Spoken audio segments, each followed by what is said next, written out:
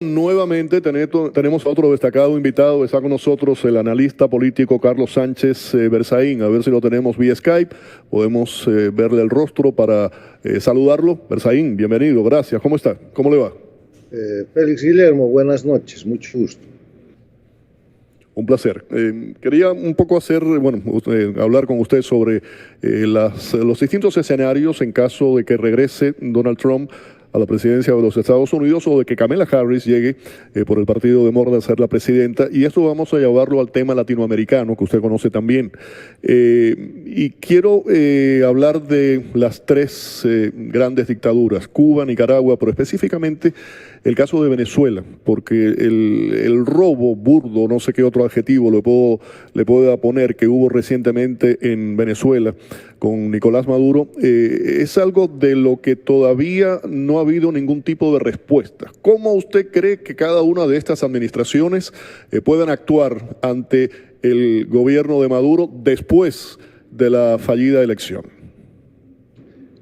Vale la pena poner en contexto el tema de las relaciones de Estados Unidos con América Latina, porque durante todo este siglo, durante el siglo XXI, después de los atentados terroristas de las Torres Gemelas, lo que hace Estados Unidos es abandonar la política de Estado que él mismo había diseñado y que se inicia el año 1994 con la primera cumbre de las Américas.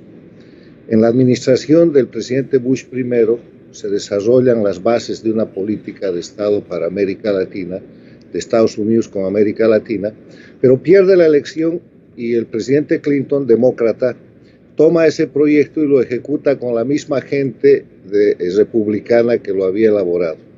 Y la primera cumbre de las Américas, con 34 países democráticos en las Américas y una sola dictadura, la de Cuba, proclama los principios de lo que iba a ser esa relación y lo que fue esa relación.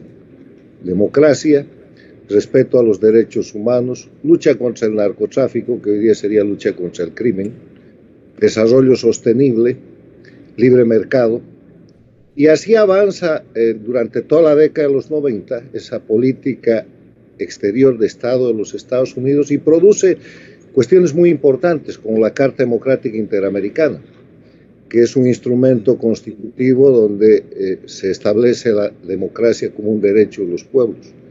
Pero llega el siglo XXI y el cálculo era que la dictadura de Cuba se agote y que el siglo XXI sea el siglo de la democracia plena para las Américas.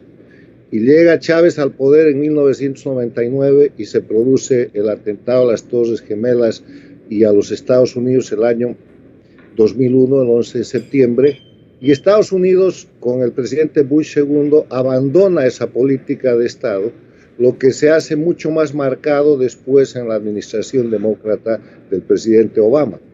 Y todo el siglo XXI, como política exterior de los Estados Unidos para Latinoamérica, está marcada por cambios.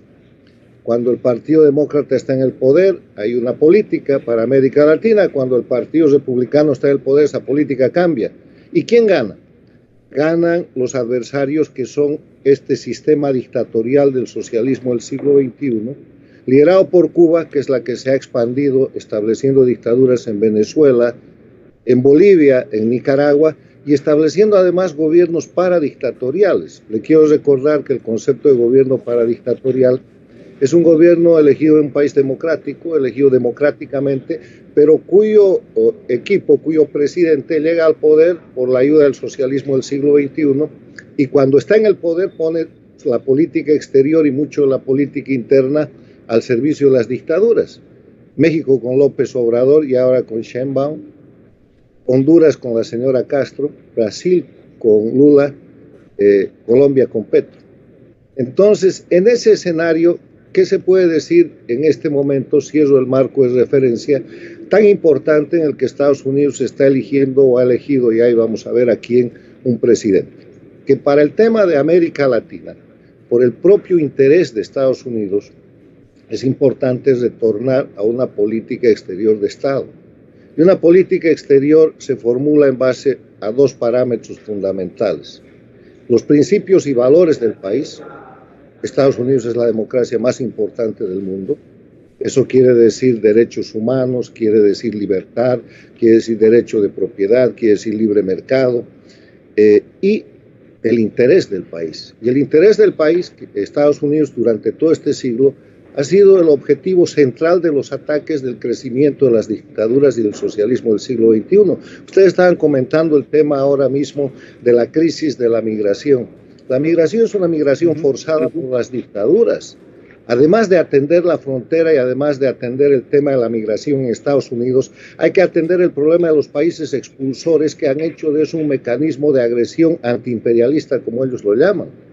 La migración forzada, el narcotráfico, el terrorismo, la trata de personas, todo operado por esa red de dictaduras Cuba, Venezuela, Bolivia y Nicaragua. Y en medio de eso, el 28 de julio, donde el pueblo venezolano ha derrotado a la dictadura y no hay manera de que el terrorismo de Estado y los actos criminales que está cometiendo Maduro bajo operación cubana para permanecer indefinidamente en el poder cesen, si es que no hay un Estados Unidos con una política exterior de Estado.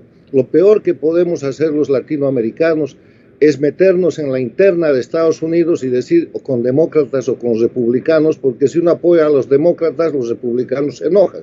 Si uno apoya a los republicanos, los demócratas se molestan. Cuando en verdad, reitero, por el propio interés de Estados Unidos, necesitan volver a una política donde, en base a la democracia, al respeto a los derechos humanos, a la libertad, se formule una política clara donde las dictaduras tengan que cesar, donde se vuelva al restablecimiento de la lucha formal contra el narcotráfico y contra el crimen organizado, y donde de esa manera, tratando el tema de los países expulsores y de los países promotores del ataque a Estados Unidos a título de antiimperialismo, se controle el origen de los problemas que aquí han causado semejante e incluso se han convertido en temas electorales. Ha hecho un análisis histórico muy interesante. Ahora, Sánchez Berzaín, el presidente Biden, la actual administración, ha sido crítica de Bukele en varios aspectos. Quiero saber su opinión al respecto. Tal vez no sea, la pregunta no es si se debía hacer lo que hizo Bukele o no en el país. Había altos crímenes, la persona que no tenía seguridad no podía salir a la calle y se siente hoy mucho más seguro.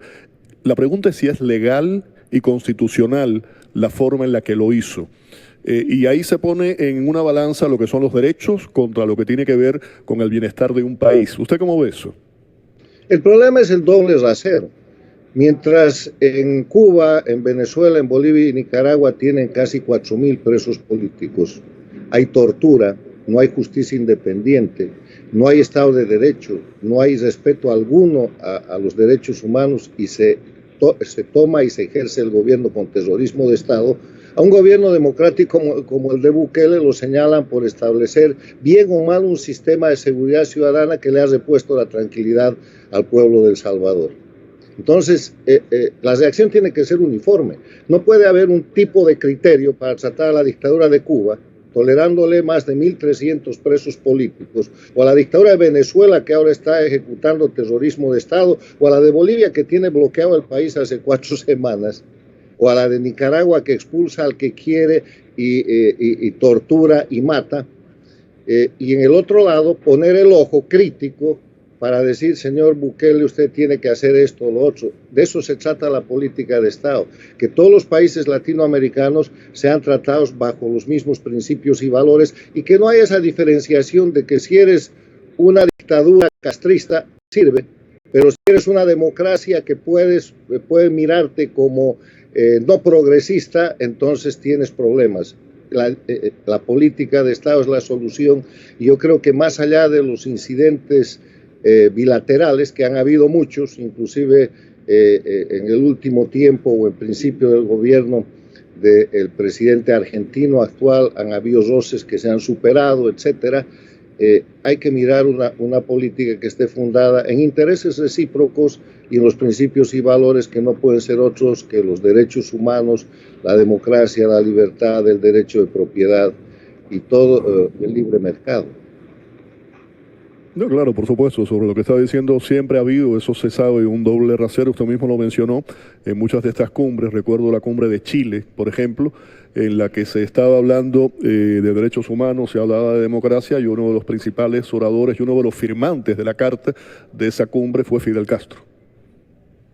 Y mire, en las Naciones Unidas, que recibe el más grande financiamiento También, por parte claro, de Estados Unidos y otros países, en el Consejo de Derechos Humanos de las Naciones Unidas está Cuba, está Bolivia, está Venezuela.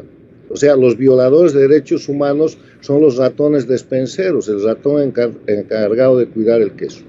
Eso es lo que hay que cambiar, eso es lo que la gente no entiende, la gente común. ¿Por qué sale la gente de América Latina para quererse venir a Estados Unidos? Fíjense los países expulsores. Cuba ha votado casi 2 millones de cubanos en el último año y medio. ¿Por qué? Porque no hay comida, porque hay hambre, porque hay miseria, ahora no hay ni siquiera luz. Y porque cuando usted reclama, lo apresan, lo torturan, le apresan a la familia y con terrorismo de Estado le destrozan lo poco que puede tener. ¿De dónde viene la gente? De Venezuela. Venezuela ha sacado cerca de 8 millones de venezolanos, que es un 25% más o menos de su población, y si no se respeta el voto popular del 28 de julio, seguramente saldrán otros 8 millones. Y vienen a Estados Unidos y eso genera un problema. Mientras se tolera la dictadura por una inexistente política exterior de Estado. Nicaragua lo mismo, de Bolivia están saliendo, Europa, España son receptores diferentes, pero la propia América Latina ha sufrido eso. Hay más de 1 millón de venezolanos en el Perú, ha surgido una disputa entre el Perú y Chile porque ninguno de los dos quiere tener venezolanos y los tienen en la frontera.